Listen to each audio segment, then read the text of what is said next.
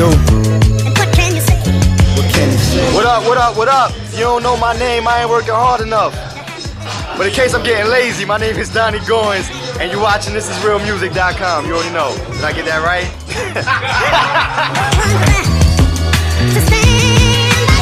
No one.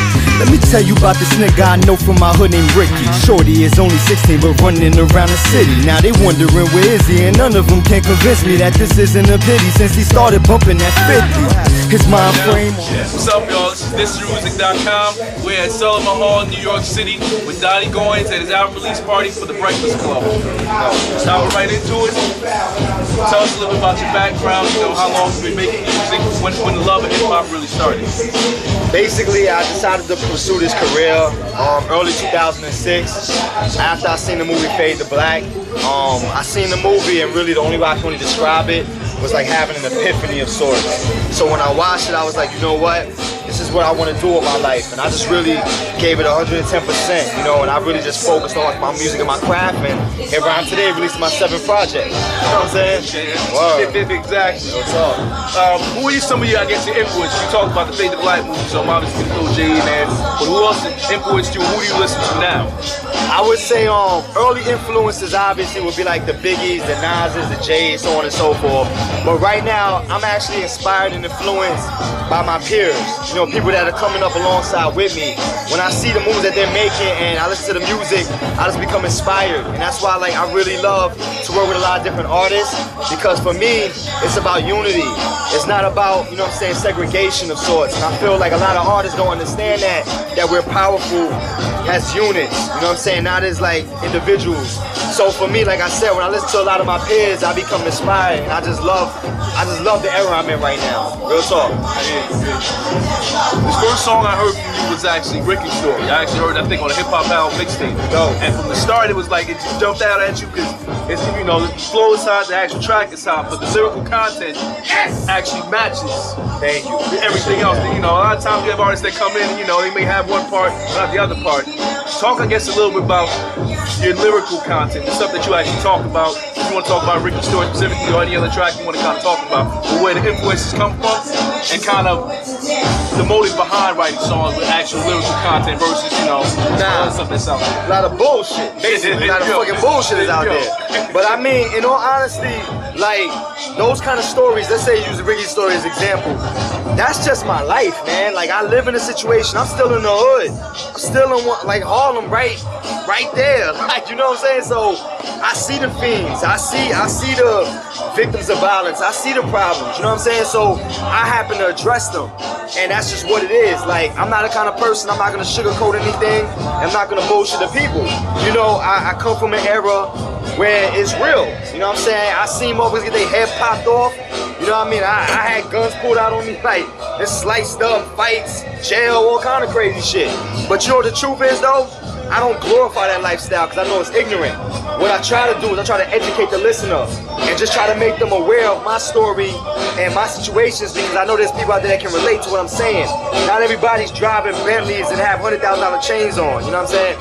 Some people are like me, they got $4 t-shirts on and a pair of Timbs and a do-rag, and we just like whatever, you know what I'm saying? So, it is what it is. All right, going right into it, man. I guess talk about the struggle of an independent artist. I mean, a lot of people don't always know the work and effort that puts in creating your project and then actually turn around and marketing yourself and everything else. You want to talk about it a little bit, just the hustle? Sure.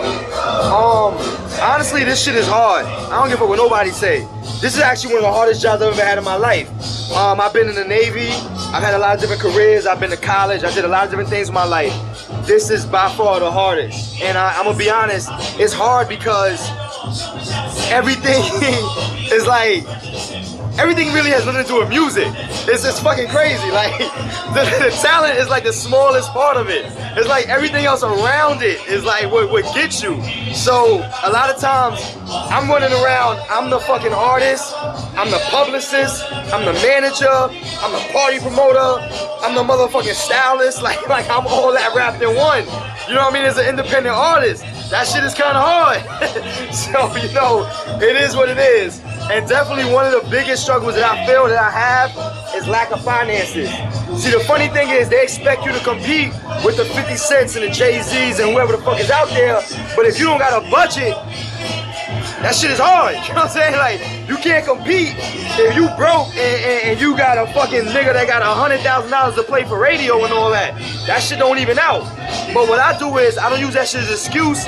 I use it as motivation. I use it as fuel for the fire. So I just go harder. Shit, I just came over Harlem 7 last night. You know what I'm saying? I'm unsigned. Premiered 3 records on that motherfucker. And what? No fucking payola. Well, you already know. Shout out to Rosenberg. Talk about the Breakfast Club a little bit. I actually got a chance to listen to it today, from start to finish.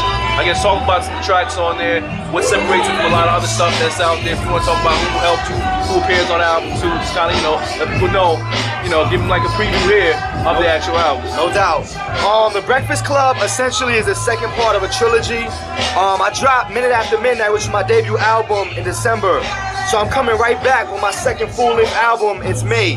And basically, the Breakfast Club is like the polar opposite of Minute After Midnight. That's what Ricky's Story was on. Like, that album had a lot of serious content, and it was like very serious in nature.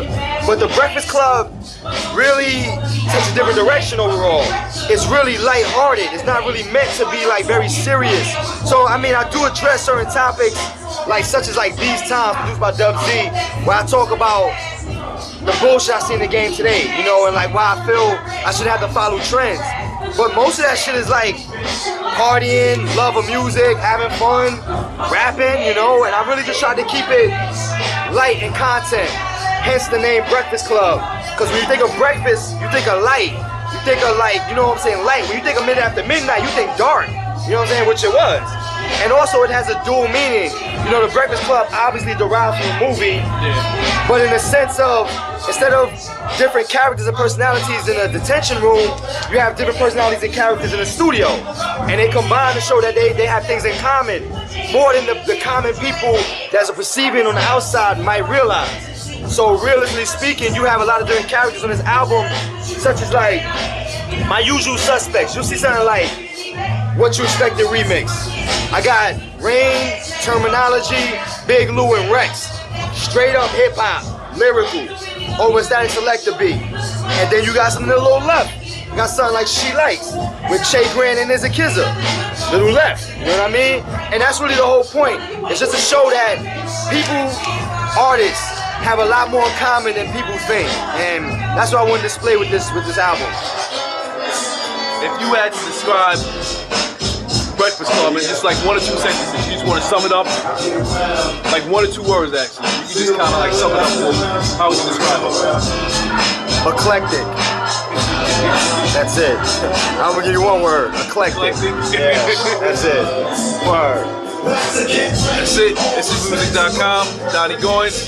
Much love, man. You already know. Support that. Support good music. Not only mine, but others out there too. Much love, my dude. Close your eyes and just imagine your soul could fly and touch the planets. I shoot for stars, I'm stuck on Saturn. In another world, cause my love for rapping launches my mind in the atmosphere. Galaxies I explore in the stratosphere. I absorb when the path is clear, illuminated by the moon when the track appears. I go tanning on the sun, and all my worries just vanish when I'm done.